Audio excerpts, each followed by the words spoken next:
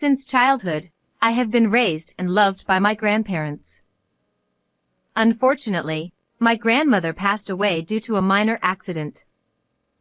Around that time, I received a sudden message from Alex's wife, with whom I had lost contact for a long time. The content of the message was a request to take in my grandmother, who was supposed to have passed away 3 months ago. Although there are many things I want to say, my beloved grandmother has indeed passed away. I witnessed it with my own eyes. This phone call will lead to everything becoming clear. I am Elizabeth, 45 years old, and single. The last time I had a relationship with a man was during my university days. We eventually broke up, and after graduation, I joined a major cosmetics company. I worked tirelessly in the marketing department, where overtime and weekend work were the norm. Before I knew it, I missed my chance to get married. But that's not the reason for changing my job. 6 years ago, I switched careers to work as an office worker in a nursing home. In the past, I used to be jostled around in a crowded train that took an hour and a half each way, and I would be lucky if I could catch the last train home. Now, it takes less than 10 minutes by bicycle from my home. I have regular days off according to the calendar, and overtime is rare. But the real reason for my career change isn't related to any of this. I have never left my parents' home since birth. I have confidence in my financial stability, and I'm skilled at household chores. So why haven't I moved out? It's because I love my family, especially my grandmother. I was born and raised in New York. Our family consists of my parents, grandparents, and my older brother Alex, who is 5 years my senior. Just now, I mentioned that I love my family, but my feelings toward Alex are complicated. In the past, I undoubtedly loved him. He was a kind and caring older brother. However, Alex has changed. After graduating from college, he quickly started living on his own and joined a car company as a salesperson. 2 years later, he got married through an office romance. Since then, he has become more and more distant, never visiting our parents' home during Christmas or New Year's. I only know that he vaguely lives in Kentucky. I don't even know if he has children. When was the last time I saw Alex's face or had a conversation with him? It feels like at least 5 years have passed. Alex's last words to me were, "Since becoming a manager, I've been busy. I'll leave everything related to our parents' house to you." That straightforward statement left me with the impression that he's heartless. That's why I decided not to move away from home when changing jobs, to protect our family. Our parents are already retired. Our 93-year-old grandfather suffered a stroke a few years ago and, although he recovered, he can't manage without assistance. Currently, our parents take care of him. And then there's my beloved 92-year-old grandmother. Since both our parents worked, it was our grandparents who looked after us when we were young. My grandmother especially taught me everything I needed to survive. Although she can't venture far now, she's still lively enough to walk freely around the house. So, I chose to work in a nursing facility to be prepared for any situation involving my grandmother. One day, I was getting ready to leave for work when my grandmother called out to me from behind. "Beth, you forgot something." I replied, "Huh?" I didn't forget anything. But my grandmother insisted. "Here, take some candy." She handed me a few pieces of candy. "Ah, I see. Thank you." I smiled. Candy has always been a favorite of both my grandmother and me. I tucked it into my suit pocket and left the house with a smile. Then, a sudden accident occurred. My grandmother had a serious accident. According to my father's call, she had hung her laundry on the second-floor balcony as usual, but while descending the stairs, she slipped and fell. It was something I had always worried about. I used to tell her to leave the laundry to our parents and avoid going upstairs because it was dangerous. However, my grandmother had a stubborn side. She believed in doing what she could herself. No one was at fault. It was an unfortunate accident that could happen to anyone. What followed happened swiftly.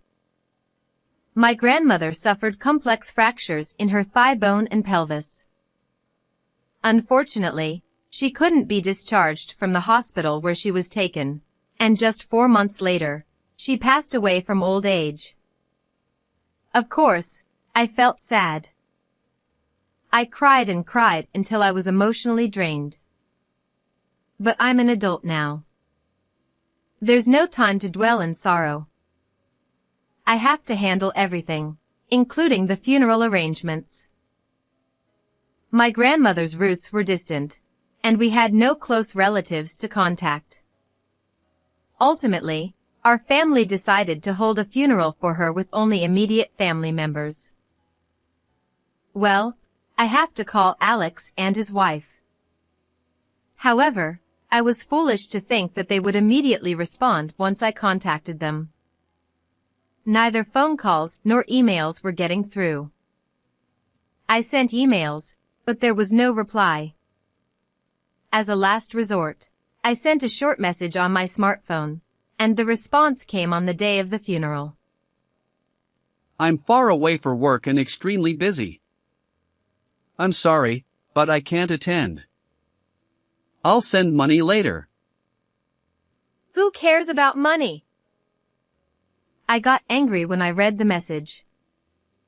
Could his work really be more important than bidding farewell to our grandmother, who had cared for us so much? It was utterly unacceptable.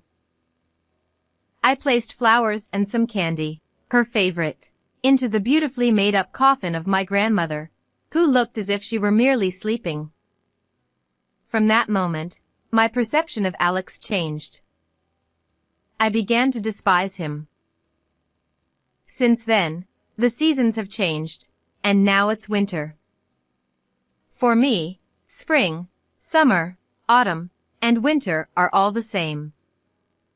I wouldn't mind if it were winter forever or scorching summer all the time. I've even considered quitting this job altogether. But my grandfather is still alive. And someday, my parents will also need care. I still have much to learn. On a weekday lunch break, my mind empty, I diligently continued working. Unexpectedly, I received a call from an unlikely person. If I hadn't registered her number, I wouldn't have answered. The screen of my smartphone displayed Amelia. We had only spoken briefly after a wedding, as far as I could remember. What could she want now? Should I ignore it? But the ringing wouldn't stop. With a sigh, I decided to answer the call. Hello, this is Elizabeth, I replied. Amelia hesitated before speaking. I apologize for interrupting your work. I'm Alex's wife, Amelia. It's been a while. Ah, yes. Despite being older and in a higher position, Amelia always maintained a humble demeanor. Even when Alex and I suddenly got married, she greeted not only our parents but also me with proper respect. In short, she's a good person. That's why I couldn't understand why she was contacting me now. It's okay. How can I assist you? I asked, trying to keep my tone as neutral as possible. Amelia continued. I feel awkward saying this, but it's about your grandmother. Is something wrong with my grandmother? My frustration slipped into my voice. Under my husband's instructions, we've been taking care of your grandmother. However, it's been over a month since the promise time. Could you come and pick her up? What? I genuinely couldn't comprehend what Amelia was saying. Wait a moment. That was the best I could say. So, Amelia is taking care of my grandmother, who died 3 months ago. This was the question I came up with after thinking hard. I know this is incoherent, even for me. But the same goes for Amelia. Yes, your grandmother is with us. What? She passed away? 3 months ago? Her surprised voice sounded genuine. Can we both calm down a bit? I suggested, and Amelia agreed. A few minutes later, I regained my composure and carefully explained the circumstances that led to my grandmother's passing. Amelia's response, however, was perplexing. According to her, Alex's grandmother needed care, and they had taken her in temporarily until preparations could be made at our family home. This led to 2 possible conclusions. Neither Amelia nor I are lying. If this is true, then Alex is the one lying. I had anticipated that someone might tell such an easily debunked lie. But now, there were more pressing matters. I need to contact Alex immediately, but I'm almost unreachable on his phone. I told Amelia. Even I haven't touched my husband's cell phone. But if it's just a call, I can use my phone while he's at home. Anne. Amelia hesitated. And? I asked. Recently, my husband has been working remotely more often. If I ask, he might agree to a video call. While face-to-face persuasion had its merits, there was a problem. I don't even know where both of you are currently living, I pointed out. We've been in Pennsylvania for over 10 years, so visiting your place would be easy. Amelia replied. For now, we made a promise to talk to Alex via Amelia's phone later that night.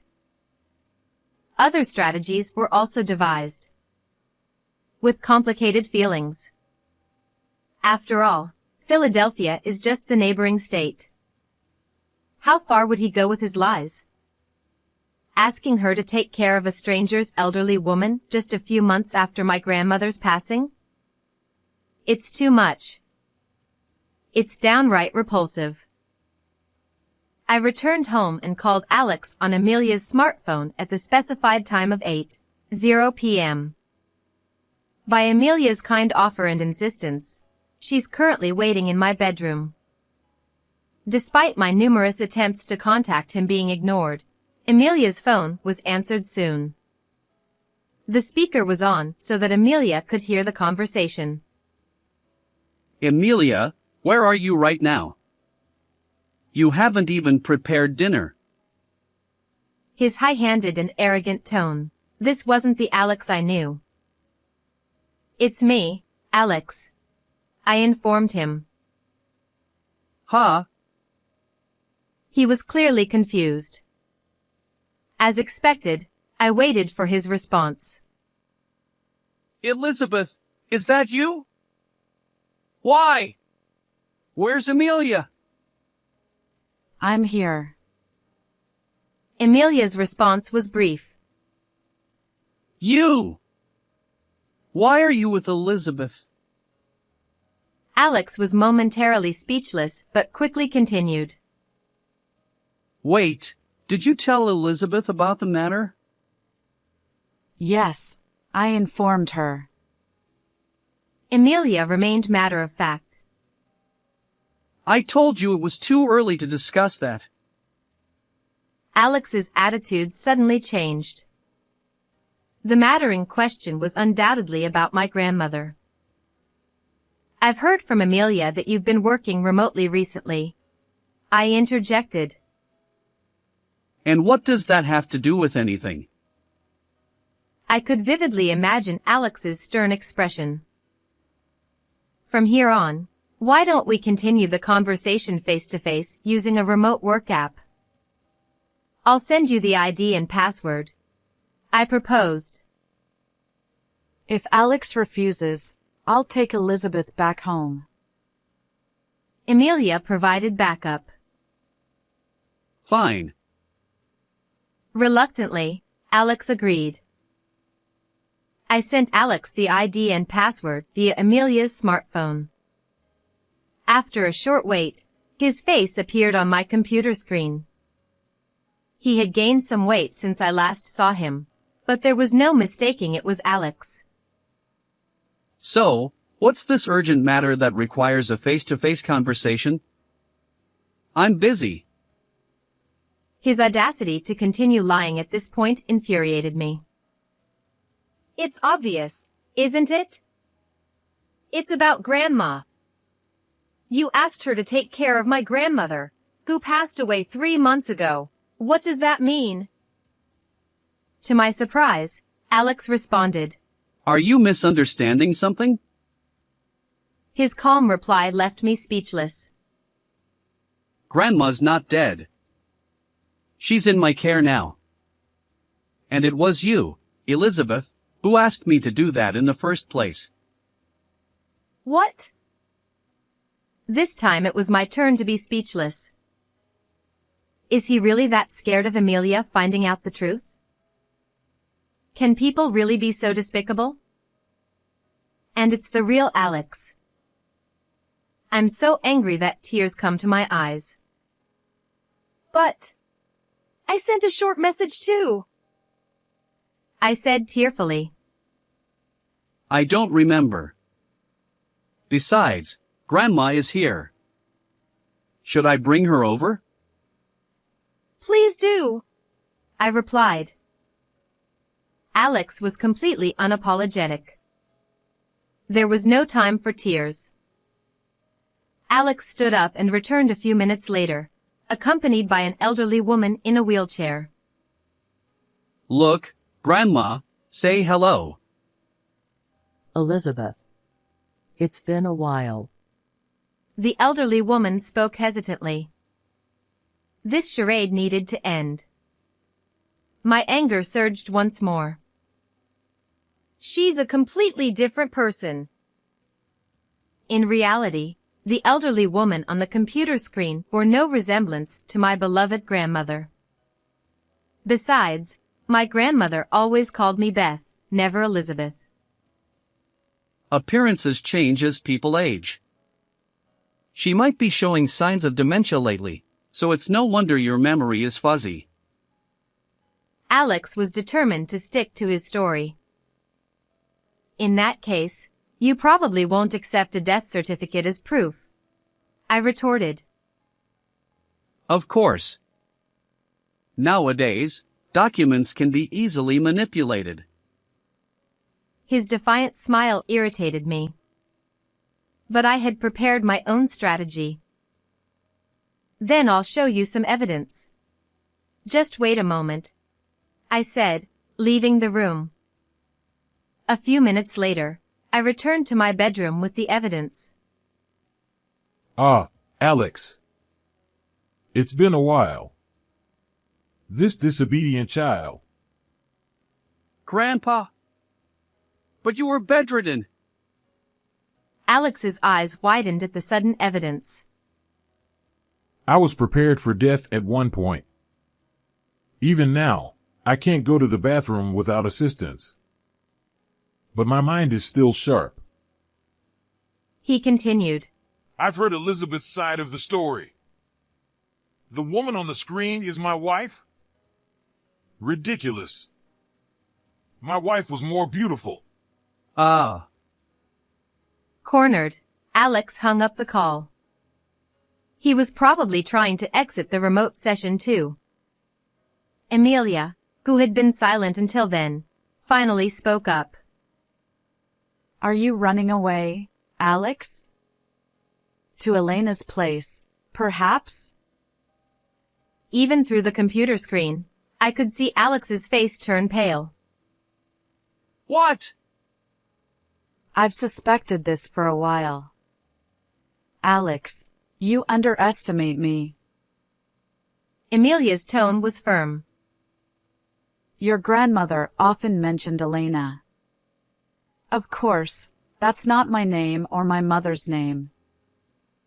Well, I also confirmed with Elizabeth. She doesn't recognize the name Elena either. I've been certain for a while. I even hired a private investigator to look into your affair. what? The results came quickly. Photos of your affair. Proof that your grandmother is Elena's grandmother. You were preparing for our divorce, weren't you? It all began with Emilia's woman's intuition. Alex, or rather, Alex's high likelihood of being involved with another woman, his affair with a coworker named Elena in her late 20s, his decision to care for Elena's grandmother, who had dementia, to gain favor with her, and his plan to burden my family with her before she entered a facility. He used every means to divorce Emilia without admitting fault, remarry Elena, and secure a future. Emilia gathered evidence of all this and reached out to me. Honestly, Emilia is an incredibly intelligent woman, far beyond what her appearance and demeanor suggest. If you have something to say, go ahead, I asked Alex, emphasizing that I would only listen. I'm truly sorry. I didn't mean to deceive you. Neither did Emilia. I'll end things with Elena. So, Alex apologized through the screen. My sharp-witted grandfather chimed in. Technology has come a long way. Even your tear-streaked face is visible from a distance. Grandpa, please help me. Fool! I never want to see your face again after using my wife, neglecting my cute granddaughter and your wife. This is the end. Elizabeth. You too. Right now, the most important person in this house is your grandfather. And by the way, I never want to see your face again either, I retorted. Emilia. The divorce proceedings are already underway. I'll return to my parents' home, and we'll meet in court next. Well then, that's that. Goodbye, Alex. As I finished speaking, I clicked the exit button on the remote conversation. The seasons changed. I stood alone at my grandmother's grave, mentally sharing various updates. Alex divorced Emilia, and naturally, Emilia was advantageous. Alex ended up paying an enormous amount in alimony and even sought refuge at my parents' house once. But with my sharp-minded grandfather's authority, he was effectively disowned. Apparently, the will even stated, Alex is not family. As for Elena, she hoped to remarry Alex, but the real world isn't so forgiving for a divorced, debt-ridden man in his 50s.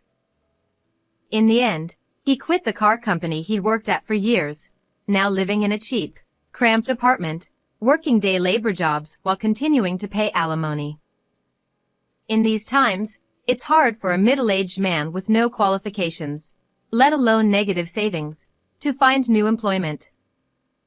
It's all karma. Most of the information about Alex came from Emilia. Since then, Emilia and I have become friends, meeting quite frequently. And so, as I stood up and said, "It's all over, Grandma. See you later," a strong gust of wind blew. Simultaneously, I heard a voice I loved very much. Beth. Thank you. Take care of your grandfather a little longer, won't you? Grandma. I suddenly realized I was tightly gripping something in my right hand.